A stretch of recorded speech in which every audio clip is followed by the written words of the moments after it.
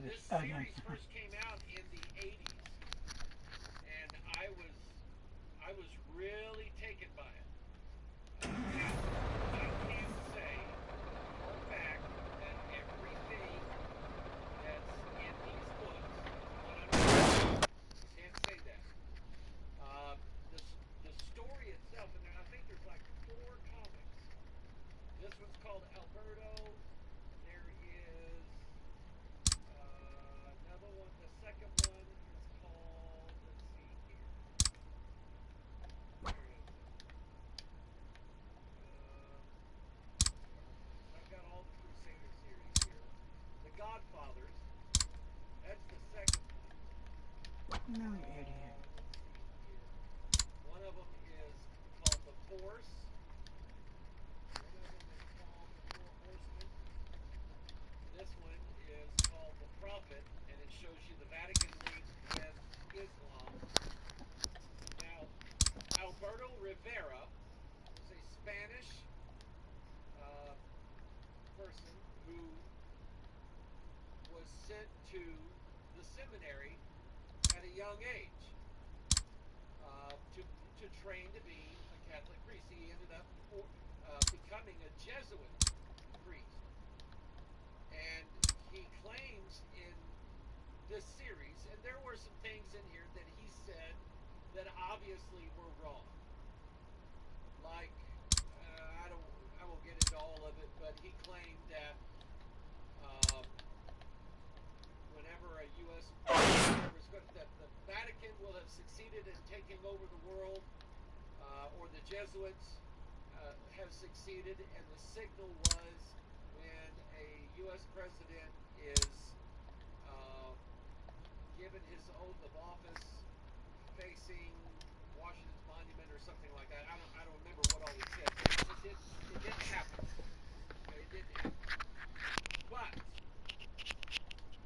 when I first read this, I didn't know if it was true or not.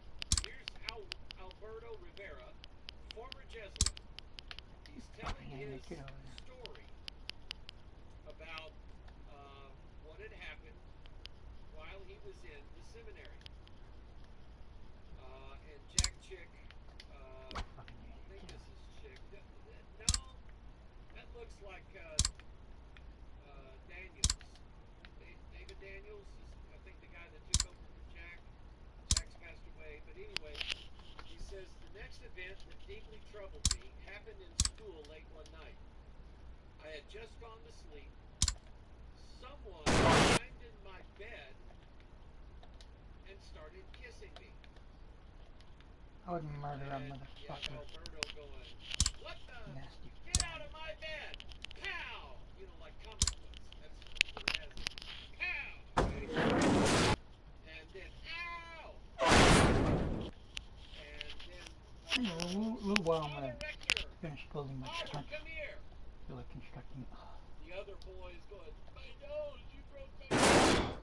Father Rector comes in, what's going on here? Young Alberto says, Father, he got in bed with me and kissed me, and little kid goes, Alberto hit me on the nose, Father.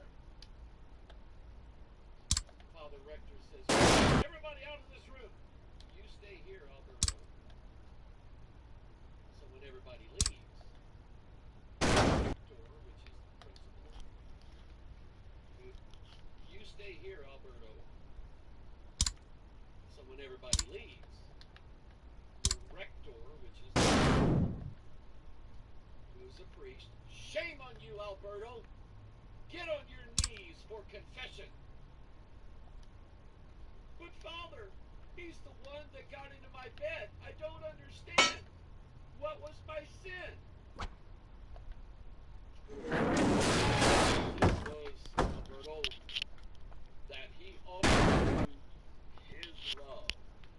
And this was God's love. And you rejected it. Alberto, gasp. To my amazement, the homosexual wasn't even questioned. As time went on, I discovered homosexuality throughout the system, from priests cardinals, people next highest to the Pope. In fact, where does the popes come from? It comes from the College of the Cardinals.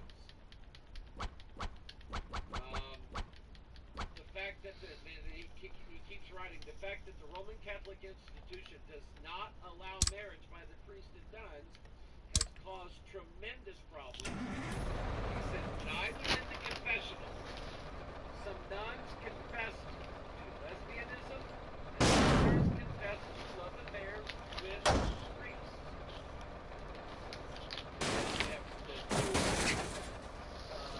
main characters in the Crusader series are Tim and who's the other one? Tim starts with a J. I think it's Jack. But anyway, it's Jack. Yeah, Tim Clark. I can't find the other guy's name. Anyway, it was Jack Chick's initials. So one of the guys says, it must be a source of constant frustration, Alberto. He said, it is, James. James. Alberto, it is, James. James. Alberto, I've heard some old wives' tales about workmen digging on Catholic property and uncovering hidden underground burial sites. They found baby skeletons supposedly from nuns who have become pregnant. Is there any truth in that? Pregnant. Pregnant, Mike. Alberto says, oh yes, that is true. It happened in Seville, Spain around 1934. Also a discovery was made in Madrid in 1932. Remember, Alberto, he was Spanish. And another in the Basque region of northern Spain. The governments of Presidents Aznar and Manuel Azaña demanded a national investigation be made of all monasteries, convents, Roman Catholic schools, and church buildings. Many such grave sites were found in Spain and in Rome. By 1936, the Catholics of Spain were outraged and they attacked and destroyed many church buildings where these tunnels existed. Government doctors checked the bodies and reported that in most cases, death was caused by suffocation. In the light of this, it's strange that the Roman Catholic institution abortion. Once again, Matthew 23. Jesus said of the scribes and the Pharisees of his day, that the dominant religious leaders of his day was a nasty, smelly, corrupt machine, just like most religions are today. Corruption machines. Why? Because they always put men in charge of the affairs of God. Men are the ones who rule over the flock, not Christ, not the Word of God. And whenever religion, salvation, blessings from heaven are put into the hands of man, we corrupt it. We will corrupt it every single time.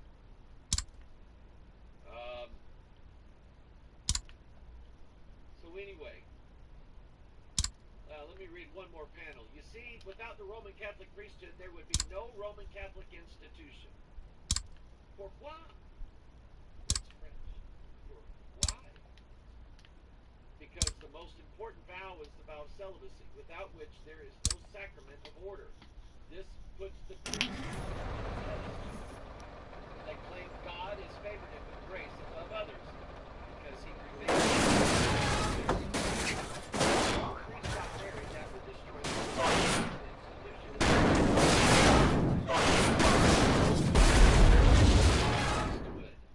No Pope, no Roman Catholic institution. But there have been popes in the past that have been married or keeping mistresses, fathering children,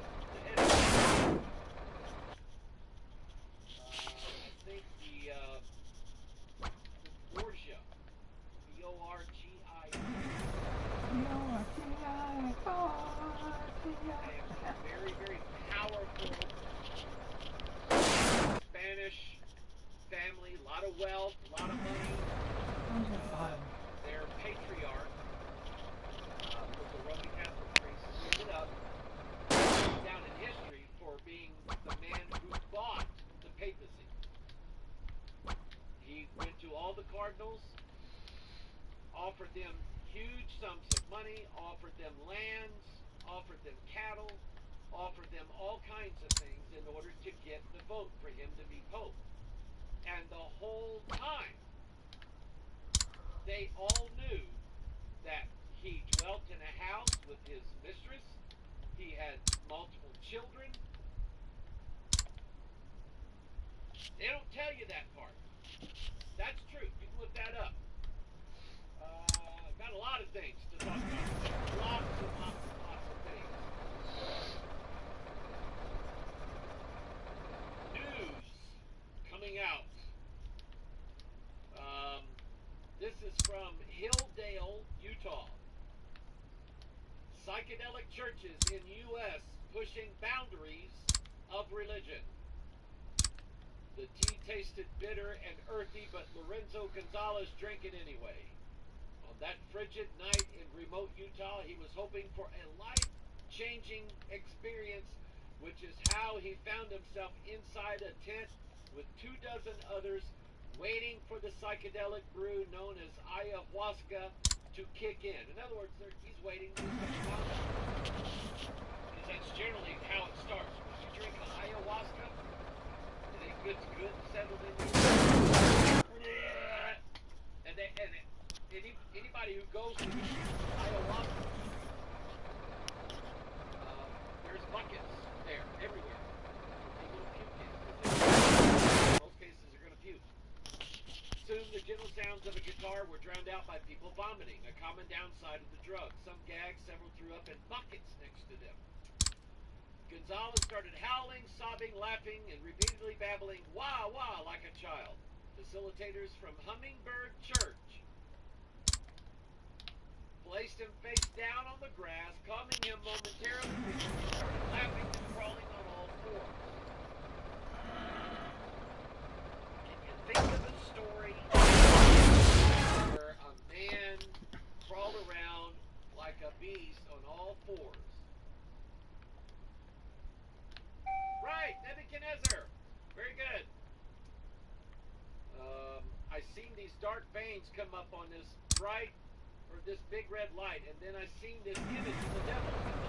Later, he is quieted only when his wife, Flora, put her hand on his shoulder.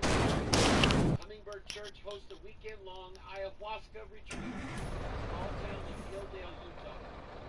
The town was previously known as the stronghold for the Fundamentalist Church of Jesus Christ of Latter-day Saints, a polygamous offshoot of the Mormon Church. That is the sect of the Mormons that this man Jeffers came out of. They believed in practicing polygamy. Warren Jeffers, when he took over the flock there, he immediately started taking on multiple wives, including 12 and 13-year-old girls. Disgusting. When they finally arrested Jeffers and got a search warrant for that compound they lived in, they found a Mormon temple in there. And of course, these Mormons are like, you can't go in there. You can't go in there. That's our holy place. And they're going, judge says we're going in here. They got a court order. They found the room at the back of the sanctuary with a bed in it. This is where Jeffers would take his 12-year-old wife or wives. Even audio record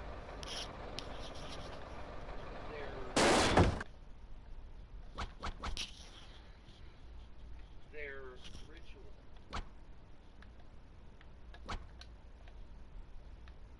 This guy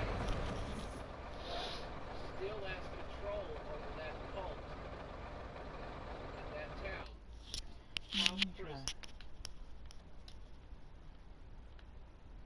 people are so blinded and are so drunk with the wine of fornication that they hate the federal government, they hate Should hit the federal the government. state of Utah, they hate the police, You don't they got them hate brainwashed. detectives. Why? Because they busted up their little fornication land. Recently I watched a video. It was a cop's body camera, dash cam and body camera. This pickup truck, it was pulling one of those white box trailers, you know, that construction workers use to put stuff in and so on, fully enclosed. People were calling and saying that they were seeing children in there. I guess it had a window in it, with their hands sticking out the window, waving at people. So they kind of put two and two together. They pulled this guy over at a gas station and started pulling these underage girls, all dressed up. You know how they dress, out of the back of this trailer. And there was some older girls in the cab of the truck, and the oldest one of the group was like they're mad because she's not going to cooperate with these evil police who are trying to destroy the kingdom of God and the gospel. And Mike, these idiots. The cops from questioning these adolescent girls. Yeah, they're antichrist, you fucking retard. But anyway, this church here. Sometimes I hate this If you piece don't of know what shit. ayahuasca is, several years ago I did a Watchman broadcast called what was it called? Chemical Sorcery. I think is what it was called. Chemical Sorcery. And I dealt with the drug issue and what it does to people. The fact that in the book of Revelation, the word sorcerers or sorceries it comes from the Greek word pharmakia. Now, some people look at that and say that all medicine's evil, all medicine is going to send you to hell because you don't trust God, which is not true. God is not against certain medication. He is not against it. A merry heart doeth good like a medicine. What kind of medicine? Man-made? No. That's scripture, people, in case you didn't recognize it. That's what he doesn't But get. anyway, ayahuasca is this drug, and it's really fascinating to me how they figured it out, because if you just like try to eat the leaves or the stems or whatever of the ayahuasca, your stomach acid will break down the proteins and enzymes that give the hallucinogenic effect. Your stomach acid will break it down so it's effective. At some point, somebody figured out that you have to mix it with something else as you boil it out of these leaves. I don't know what they mix it with, but they mix it with some other agent, something else down in the woods, the forest, in order for it not to break down in your stomach and have no effect. Once you drink it, the effects start to take place. The claim is that this goes back thousands of years, and the spirits, the gods, showed mankind in these South American rainforests how to take this ayahuasca plant and mix it with something to get these hallucinations, because that's part of their religious practice. That is how they gain contact with God and the spiritual world. A man by the name of Jeremy Narby. Narby. If you get a chance to look his name up on YouTube and watch his speeches, it sounds like the guy has been on a 30-year bender and he's never come down. That's the way he talks. I don't know if that's his normal way or if it's the effects of taking ayahuasca for the last 20 some odd years. But if I remember right, he would go down to Brazil, to the rainforest, and asking the local witch doctors for various plants or roots or seeds or fruits that had medicinal value. He would take that then and present it to pharmaceutical and come up with a drug, ibuprofen. Try to synthesize that had medicinal value. He would take that then and present it to pharmaceutical companies who would try to synthesize it and come up with a drug. Ibuprofen, allegedly, from what I found out, ibuprofen came from information just like this. These witch doctors somehow, some way knew what roots or what seeds or what leaves that they had to pulverize and boil and make a tea out of or whatever, smoke it or whatever, to release this drug inside of them that reduced inflammation and was a pain reliever. And so the pharmaceutical companies, somebody figured out how to synthesize it, put it in pill form, and ibuprofen is one of the top painkillers of the world, next to Tylenol. So, Narby said that painkillers in pill form and ibuprofen were one of the top painkillers of the world, next to Tylenol. So, Narby said that when he would go meet with these witch doctors, he would start talking to them and ask them, you know, what do you know? What do you know that cures blindness, or what do you know that cures cancer? What you know? And if the witch doctors didn't already know it, they would take and make a mixture of tobacco, ayahuasca, or tobacco and some other plants. They're what's the Spanish bacterias or something like that. But they made this potion. It put them in a hallucinogenic state, and in that state, they could see when they looked into the forest that there were serpents in every living creature, whether it was plant or animal. These, they said, were the living spirits. I'm tired a little bit. I'll get to you now. Every living Like, thing. comment, subscribe. Come back to this later. What was he referring to?